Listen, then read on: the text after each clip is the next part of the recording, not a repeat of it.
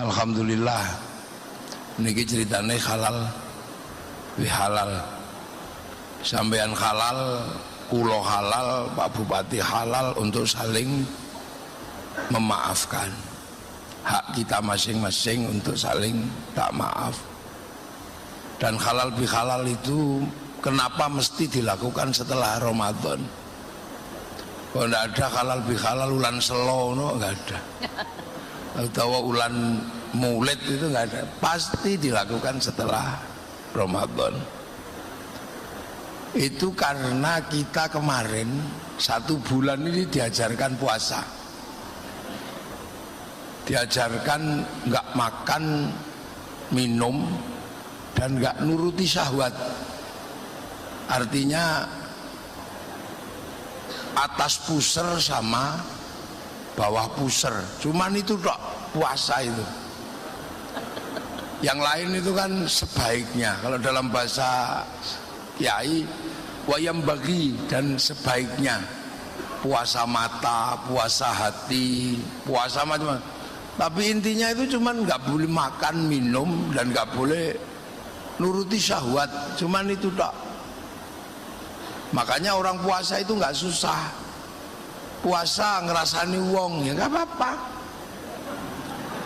Yang ngerasaninya ya untuk dosa, posone oleh ganjaran. Loh itu puasa itu gampang. Sampean aja yang bikin sulit. Seolah-olah itu puasa itu susah. Maka terus timbangan isi ngerasani wong rasa poso. Timbangannya isi alo-alo wong rasa poso. Timbangannya isi adu ayam rasa poso. Timbangannya isi karaoke rasa poso. Hendak puasa itu gampang. Pokoknya sementing sampean itu nggak makan, nggak minum, nggak menuruti syahwat itu. Nek meng didemek-demek wae ora apa-apa, ning demek dhewe. Ning didemek dhewe ning ojo ngasih ngoten niku. Lah itu wis dihitung wong poso. Antara imsak sampai terbitnya sampai terbenamnya matahari. Kok tiba-tiba sampean poso itu pengen es degan? Nggak apa-apa, beli. Tuku es degan padai plastik. Ora kuat ngempet isian, wis tuku sik ora kuat ngempet. Kemu. Lu puasa itu kemu itu boleh. Makanya puasa itu sikatan, Bu. Boleh angsal sikatan, ngicipi panganan boleh. Yang penting tidak masuk ke belakang kintil-kintil di sini tuh. Jadi pintunya mulut itu bukan di sini, tapi yang di sini. Sampean puasa ngemut permen lollipop ya boleh. Loh, yang penting tidak masuk ke belakang ini loh, Pak. Yang intil-intil di sini tuh. Cuman itu makanya kalau banyak Wonosobo nyong ora puasa, ngapa? Nyong ora sembayang. Wong Wonosobo kan ra iso muni sembayang. Sembayang. Wis sembayang durung. Lah kepriye nyong ngeprege. Nyong isih gelut. Puasa. Ndak apa-apa sampean gelut ya gelut ae ora apa-apa, ning poso. Tuh. Ini batas posone kepala desa kan wis penting ora mangan, ora ngombe, ora ngono ku tok. Lah ya. Iku batas poso paling dasar. Itu tok. Jadi sampean besok enggak usah mikir wah nyong isih ngamukan nesu wong prigi nyong poso. Ya poso mawon. Yang penting panjenengan ora mangan, ora ngombe, ora dolanan syahwat, wis sampai maghrib kok bar maghrib terserah. Utawa bukone menggunakan bojone ora apa-apa. Sadurunge mangan tabrak bojone sik oleh. Pokoknya yang penting poso itu mutlak. Saking pentingnya puasa sampai Allah itu bikin alasan, bukan sampean tok yang disuruh puasa, tapi orang dulu juga dikongkon poso. Makanya karena dari dulu orang disuruh puasa, maka puasa itu trending kalau anak sekarang, viral. Semua manusia dalam agama apapun kenal puasa. Orang Hindu ya puasa, orang Buddha puasa, orang Zoroaster puasa, Majusi puasa, Nasrani puasa, Yahudi puasa. Walaupun puasanya beda-beda. Bahkan orang Jawa paling seneng poso. Ono sing ngrowot, ono sing ngidang, ono sing ngalong, ono sing bisu. Pengen bojo ayu poso. Cuman niate ora nawa itu soma godir ning sunamata kaji ajiku jaranku. Goyang poso. Pengen neruso poso. Sunamata kaji ajiku Bandung Bondowoso poso. Bahkan wong Wonosobo golek nomor poso.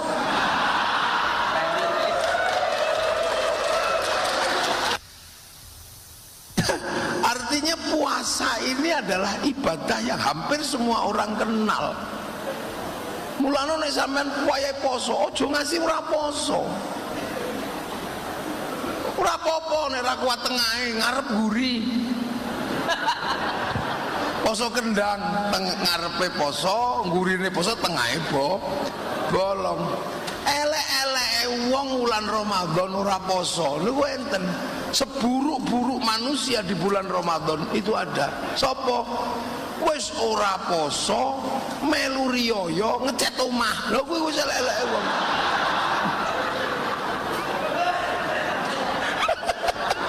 Wis iku elek-eleke wong Islam sing ra poso iku wis nang Ramadan elek-eleke wong iku wis kuwi pokoke.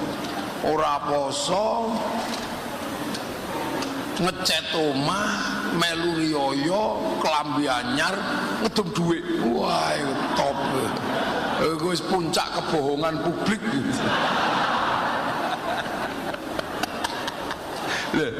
Lah itu. Nah, tujuan utama puasa itu apa? La'allakum tattaqun, agar kalian jadi orang yang bertakwa. Takwa niku napa to? Takwa niku ngakoni Gusti Allah. Dalam kita melihat apapun, kita merasa diawasi Gusti Allah. Mek ngono tok wong takwa niku. Sampeyan yo dadi lurah iki biasanya kan kuat-kuat wonge. Ono lurah itu kaya. Karena apa? Nebang kayu. Wis mbok kayu Spanyol ya ora apa-apa. Separuh nyolong. Tau nebang kayu. Sampai punya pabrik plywood. Sampai jadi eksportir. Sampai sampean sugih, silahkan, gak ada orang ngelarang. Tapi orang bertakwa itu mikirnya mek siji, nyong ra bakal sugih nek Gusti Allah orang gawe kayu, mek ngono tok. Sampean wedok wayu jadi bakul lipstik sampai jadi jerakan blush on, jerakan idep macam-macam, jadi kaya karena apa? Tukang rias boleh sampean. Tapi orang takwa niku mek siji tok, nyong ra bakal iso dadi tukang rias nek Gusti Allah orang gawe rai, mek ngono tok. Lah wong takwa niku mek ngoten niku tok. Jadi apa saja boleh. Sampean tiba-tiba kaya karena jadi penambang pasir. Mbok galian mbok setengah ilegal mbok boleh. Dari situ sampean jadi orang kaya, jadi kepala desa, syukur-syukur naik jadi bupati, boleh, ndak ada. Sampai naik Rubicon, sampai naik apa saja boleh, ndak ada yang ngelarang. Allah hanya minta cuman satu, ojo lali. Sampean ora bakal sugih ngurusi iku nek Gusti Allah ora gawe watu, ngono tok. Bagi wong takwa niku mek ngoten niku tok. Sampean boleh anak muda gagah, bojone papat, gitu. Bojone papat setiap hari ke mall, yang istri dibangunkan rumah 5 miliar, 10 miliar, tidak ada orang ngelarang. Sampean cuman diminta ojo lali. Sampean nggak akan pernah punya istri 4 dengan kekayaan segitu. Nek Gusti Allah ora gawe manuk. Loh. Wong takwa niku mek ngoten niku tok, cuman itu tok.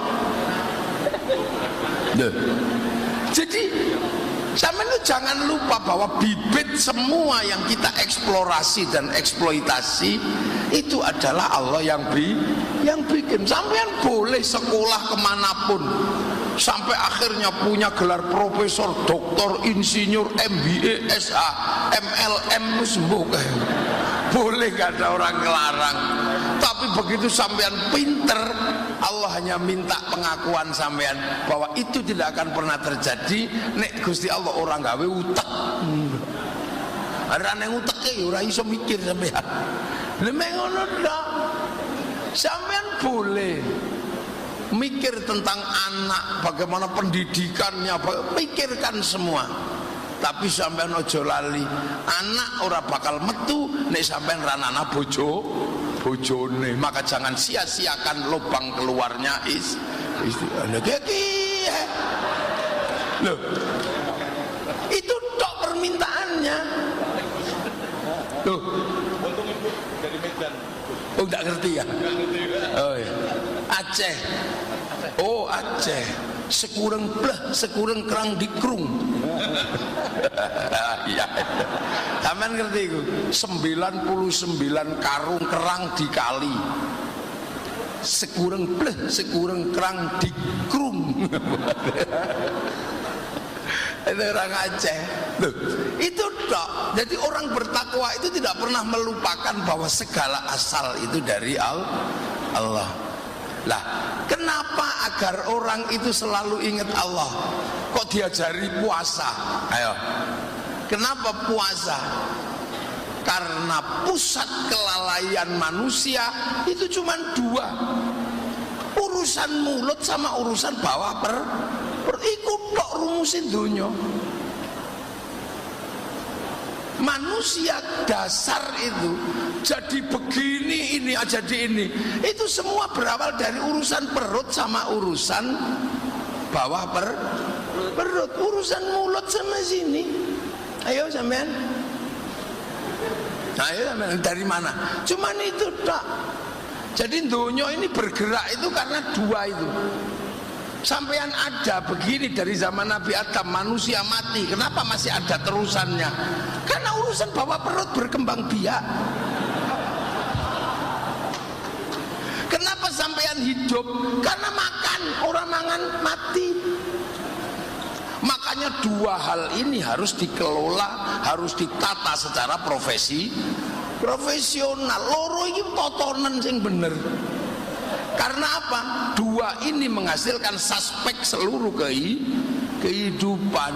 Kenapa orang buka hutan? Pengen mangan. Begitu keliru buka hutan, tangani Pak Ponco. Kenapa tadi tanah kas desa TKD hilang? Karena kadang pengen menyenangkan istri. Menyenangkan istri itu urusan apa? Bawa perut. Dunia dan isinya ini cuman loro kita. Dan 2 hal itu kalau nggak dikendalikan bahaya. Karena 2 hal itu sudah hidup sebelum manusia sadar. Perut itu nggak perlu manusia sadar, muni dewe. Sampeyan tidur kok ininya kelaparan, nggak bisa tidur. Yang bawahnya sampean masih tidur, sudah bangun duluan. Loh. Inilah yang disebut dalam teori besar namanya behaviorism, basic instinct. Semua dari situ. Saya mulut manusia ini jeruk ya. Ini jeruk loh ini. Jeruk ini tak. Ini kan jeruk merah ini. Ini gara-gara jeruk ini masuk mulut manusia, ini melibatkan negara. Lah ekspor, import, ini harus didatangkan dari Cina.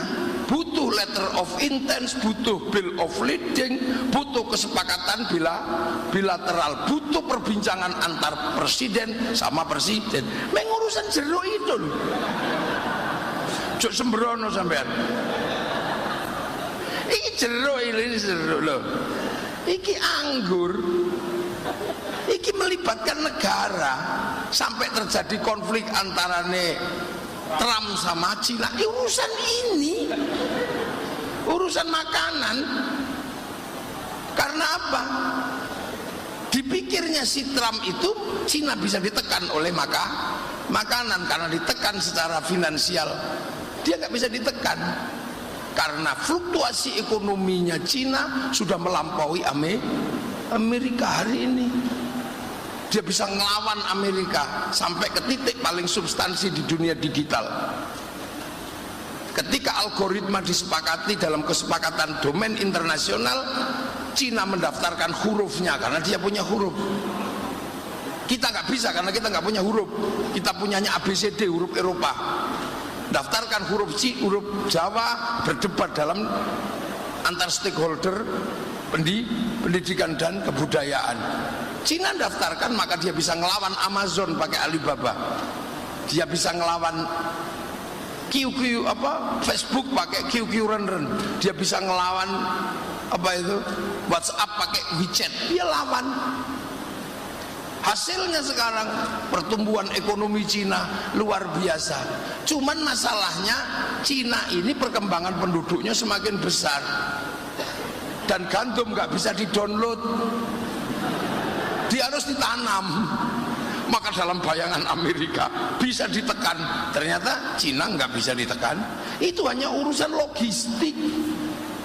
Makanya pelajaran dari Allah, kalau kamu makan, doanya Allahumma barik lana, berkahilakah kami, karena makanan itu melibatkan banyak orang. Satu piring yang kita makan, satu piring nasi yang kita makan itu melibatkan seluruh dunia. Sampai kalau pengen tahu, pupuknya melibatkan pabrik pupuk, insinyurnya dari Eropa, dari mana-mana. Rice cookernya melibatkan pabrik baja, pabrik besi, pabrik api, pabrik tabung gas. Walah sungguh-sungguh tok. Cara manennya melibatkan pabrik pemanen. Begitu waktunya kita makan melibatkan bumbu. Yang nanam bawang putih di Cina, yang nanam bawang merah di Brebes. Semuanya terlibat. Jadi makanan yang kita emplok ini representasi dunia. Dan itu harus kita akui. Makanya sampai nggak boleh ribut sama pemilik makanan. Ayo, rice cooker produksi Cina. Tiba-tiba sampean ribut karo Cina, rice cooker macet, sampean balik kemana? Balik ke api. Api nebang hutan, seneni menteri kehutanan. Akhirnya lurah nyolong kayu separuh.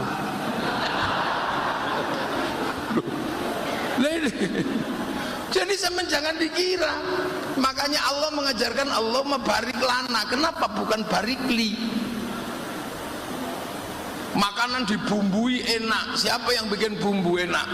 Garam. Orang Wonosobo nggak punya garam. Yang punya garam orang Rembang, orang Jepara.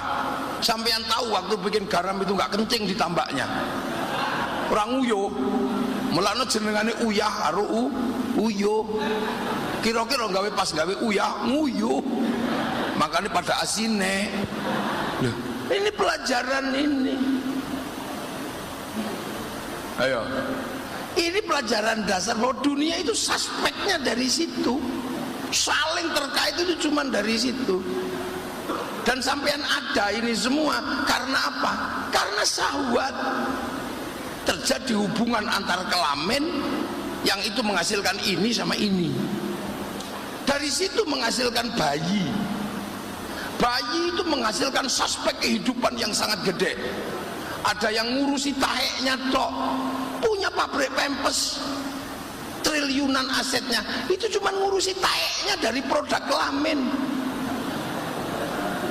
Ada negara yang kuat karena ngurusi proses hubungan syahwatnya. Apa? Pabrik kondom. Itu menghidupkan negara. Ada yang ngurusi pipinya tok, punya pabrik lipstik, melahirkan bangsa Prancis. Ada yang ngurusi gudale untuk tok ini, punya pabrik sikat, punya pabrik odol. Sing ngurusi bokonge tok duwe pabrik kursi. Ayo, yang ngurusi keleke tok duwe pabrik Rexona. Lah kenapa sampean nggak punya? Karena sampean nggak pernah ikut ngurus manusia.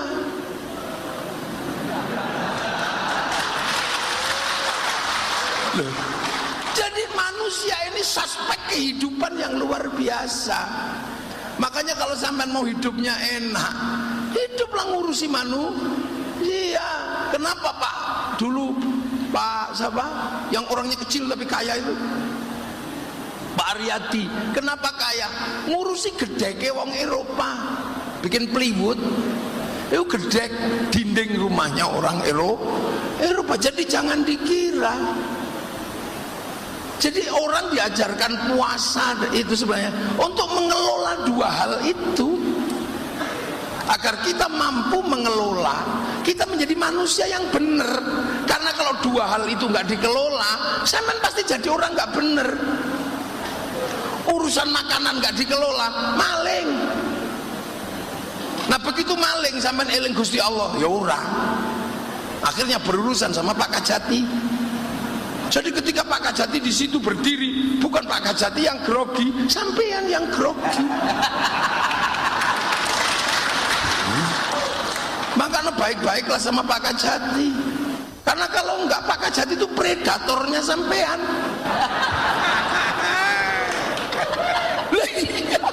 Hati-hati, karena apa? Makanan yang tidak dikelola. Orang kalau makan nggak dikelola, termasuk bawahnya pusar kalau nggak dikelola. Sampai nggak punya harga diri dalam kehidupan, nggak ada. Sampean kaya, makanannya bagus, hidupnya enak, bawah perutnya nggak dikelola, nggak punya harga diri sampean di depan wanita. Alah, yang penting duit itu. Sampean nggak akan pernah punya cinta seumur hidup, dan sampean akan mencurigai semua wanita, semuanya bisa dibeli. Ayo jajalan.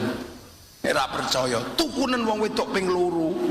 Setelah itu sampean setiap melihat perempuan, halah kabeh iso dituku. Begitu sampean wis ra ono sing iso nggo tuku. Ayo, manuk wis ra tangi. Ate lape mana? Enggak punya harga diri sudah. Punya istri cantik ngono, gagah, tapi makanan tidak terkelola. Orang di duit belas, ayo rano harga diri. Elah kiri kok kang. Lengan Pak Afif, Pak Ponco. Kalau gantengnya sih standar. Loh, tapi kenapa kemudian settle? Karena urusan makanan terkelola, urusan cinta terkelola. Itu. Sampean kalau pengen hidup ini tertib dan enak, ini dikelola dua itu yang bener. Urusan cinta ya, urusan syahwat sing bener. Ojo mbok umbar kayak puisinya Pak Ponco tadi itu. Keperwoceng beli beli Purwoceng ke pasar, nek wis ceng ojo ngasihnya nyasar.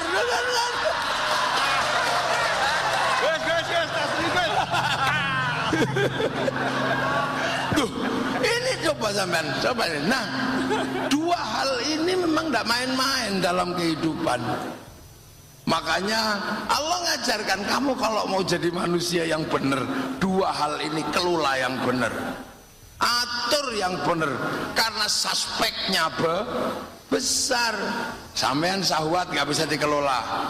Ngerti mau apa jenenge sing LC? LC ku sing piye? Penyanyi gitu. Pun itu sampean ambil satu. Ya Allah, begitu sampean ngambil satu, ini suspeknya gede. Nek wis ngambil iku, miyongklok radoyan. Mesti makanannya mahal. Mosok LC sepatune swallow ora mungkin. Iki mesti harus cari yang merek Ghost. Iya toh? Itu sepatune tok iki beda. Burung katoke. Ora mungkin kok katok sirwal, ora mungkin. Ora mungkin dia mesti harus pakai legging. Legging sing cekak luwe larang timbang legging apa katok sing dawa. Kain apa kaos sing you can see luwe larang timbangane kaos dawa. Kacamatane ora mungkin murah, rambute abang, sendale jinjit ora mungkin kongkon ning sawah. Begitu manak ora mungkin kon nyusoni. Susune tuku. Lu suspeknya banyak. Begitu kabeh tuku, akhirnya pilihannya loro, dodol apa sing duwe, nek ora ya dodol apa sing duweni sak awake didol. Ayo. Suspeknya gede. Ayo. Sampeyan dadi wong lanang, mosok golek ngono terus numpak RX King ora mungkin, paling ora Avanza. Iki nek kelasnya mek kelas kecamatan, nek sing digaet kelas kabupaten Fortuner. Makanya ibu-ibu dijagani sing lanang niki. Nggih, lho ngono. Sama juga perempuan kalau nggak bisa nahan itu terjadi bentrok rumah tangga. Suspeknya apa? Anak gak kaurus, pendidikan gak kaurus, tidak ada lagi teladan dalam rumah tangga, itu akan mencetak generasi masa depan yang oleng. Loh, iki loro iku tok. Kenapa ana wong wis enak dadi bubar perkorone loro? Biaya uripe murah ning biaya kelakuane larang. Lah wono sapa kan gudange kayak kue. Lah nyok ngerti. Wong wono sapa kayak ngapa nyok ngerti prege kayak ngerti nyong. Ngerti. Tempene be dikemuli. Ora dikemuli bubar. Tempene be dikemuli. Lah ya kan wono sapa ini memang metropolitan pertama. Jadi tradisi dua hal itu luar biasa Wonosobo. Wong ini metropolitan pertama, kerajaan terbesar pertama itu ada di sini. Yang lain itu kan terusan nih. Sanjaya membangun kerajaan Mataram terbesar itu mulainya dari Wonosobo. Terjadi konflik karena antara bangsa Sanjaya sama bangsa Sailendra itu mulainya dari Wonosobo. Kue sampean kudu ngerti. Karena apa? Anak Sanjaya sing jenengane Garung pindah Buddha. Garung itu nama raja, Rakai Garung. Mau pikir Garung itu jeneng Karung lah. Itu Rakai Garung. Yang akhirnya pindah Buddha dan keras sama orang Hindu, akhirnya bergelar Samaratungga. Samaratungga itu si Garung itu. Punya adik namanya Rakai Watu Humalang, sehingga akhirnya jadi Watu Malang. Itu Watu Malang mujur itu mboten. Rakai Watu Humalang itu nama raja. Dua adik Kayu Giang, dia adik Kalihiang. Loh, ini sampean jadi lurah kayak radong kayak kepri.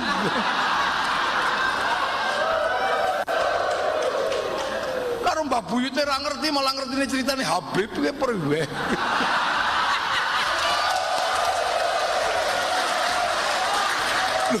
Ini kadang nggak ngerti. Ini dulu kerajaan, makanya disebut Dieng itu pusat Danghyang, pusat para pendahulu, para sesepuh. Iya makanya wong Jawa niku nek tuwek jenengane Eyang, nek kebleset jenenge Danyang, itu karena Danghyang, Sang Hyang, Danghyang. Lu kadang basa Jawa ora ngerti. Akhirnya bangsa Sanjaya yang tadinya Hindu menyingkir, ganti bangsa Buddha karena Garung pindah Buddha, bergelar Samaratungga, bikin bangsa Sailendra. Sampai akhirnya begitu Garung ini mau bikin candi, nggak punya arsitek. carilah orang yang bisa ngarsiteki, ketemu orang Hindu namanya Panuko, gelarnya Resi Semaratu, Resi Gunadarma. Kok kon gawe candi, wong Hindu kok kon gawe candi Buddha. Lahirlah candi Hindu bernuansa Buddha, namanya Sambara Budura. Tapi kaget karena anak garung yang anti Hindu ternyata jatuh cinta sama Panukuh yang Hindu, namanya Wardani. Akhirnya menikahlah antara anak Raja Buddha dengan orang Hindu. Konflik yang demikian panjang diselesaikan karena cinta. Maka ribut pilkades, ribut pilkada, ojo nemen-nemen engko anakmu jatuh cinta. Stres. Anakmu jatuh cinta. Akhirnya apa? Sudah selesai. Akhirnya pertemuan terjadi, Siwa Buddha, Sambara Budura. Dari situ sing Hindu digake candi Prambanan, Resi Kumbayoni. Tapi setelah itu konflik besar. Konflik besar karena apa? Konfliknya bukan karena manusia, alamnya ngamuk. Dieng jeblok, Merapi jeblok, Sindoro Sumbing jeblok, buyar, pralaya, kiamat. Wangsa Sailendra sebagian lari ke Palembang dipimpin Balaputra Dewa, membesarkan kerajaan Sriwijaya. Yang Sindok lari ke timur dipimpin membuat wangsa Isyana, jadi Cikal Bakan Kadiri Doho. Dari situ lahir Singasari, dari situ lahir Majapahit. Karena konflik sudah selesai, di sana bisa hidup Bhinneka Tunggal Ika. Jadi rono-rono itu turunan Wono Sopo, asline ngono Wono Sopo iki Mbah Buyute. Makanya orang Hindu Bali pun kalau pengen napak tilas mesti ke Gunung Dieng. Jadi yang lain masih hutan belantara, sini sudah metropolitan. Makanya wong Wonosobo iki turunane wong top, wong sekti. Makanya nek wis kadung apik-apike ya ora jamak, nek kadung diablek ya ndableke ora umum.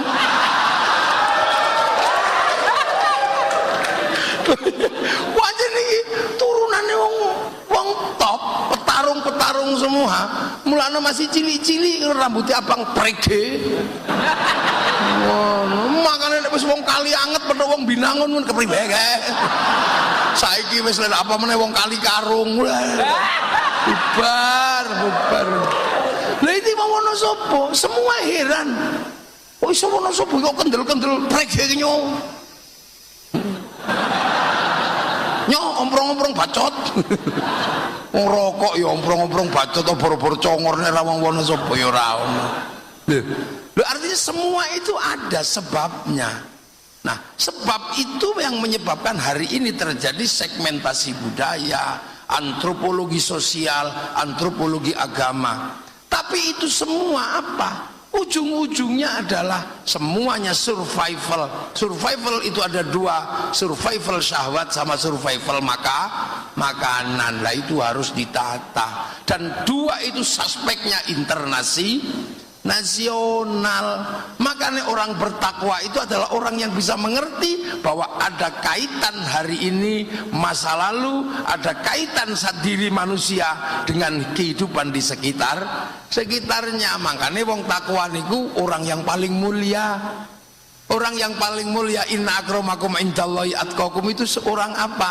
Orang yang bisa mengerti. Makanya inna akramakum indallahi atqakum itu berawal dari pengertian manusia, dari laki perempuan jadi suku dan bangsa, lita'arofu, agar kalian saling pengertian. Inna akramakum indallahi atqakum. Nah itu semua yang ngatur itu agama, mengembalikan pada fitrah kehidupan dasar. Makanya agama pun nggak bisa berdiri sendiri. Agar kita mengenal Allah diajarkan sholat. Tapi sholat itu suspeknya juga dunia. Saya sholat, ini wajahtu wajihia. Tapi sholat itu nutup aurat. Tutup aurat itu pakai kain. Kain itu urusannya pabrik kain. Yang punya pabrik kain itu Cina. Maka sampean dan kiai nggak boleh suka ngamuk Cina. Cinanya pergi udah. Loh, wudu itu air diurus pipa sama kran. Wudunya kiai, pipa kerannya mas pion, nggak boleh anti industri.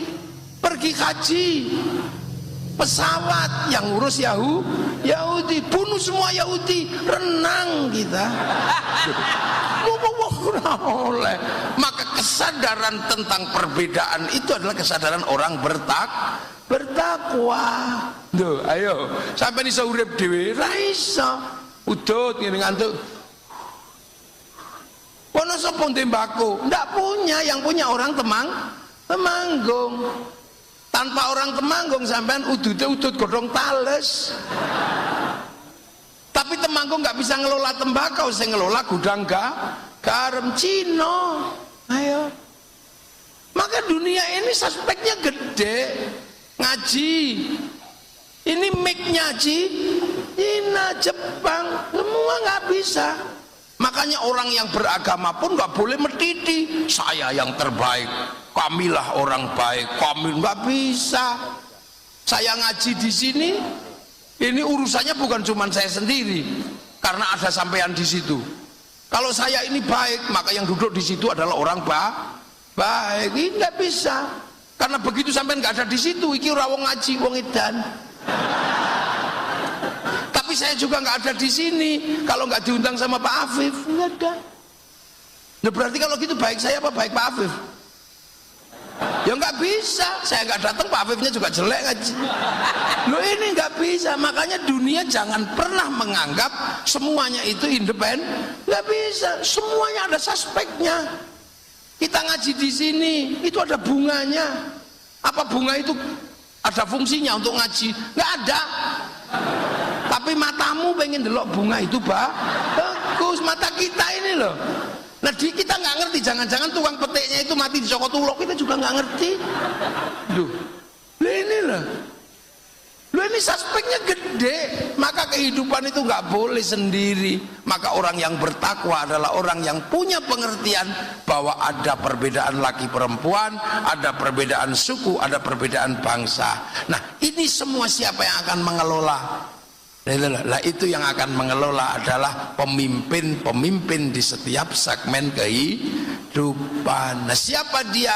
Kullukum ra'in wa kullukum mas'ulun an ra'iyati. Kalian semua adalah para pemimpin yang harus hidup saling bertanggung jawab antara yang mimpin dan yang dipimpin. Itu ajaran Rasulullah. Itu makanya ra'iyah inilah yang diadaptasi oleh negara kita untuk mengatur semuanya dengan konsep rakyat. Ra'iyah itu menjadi rakyat.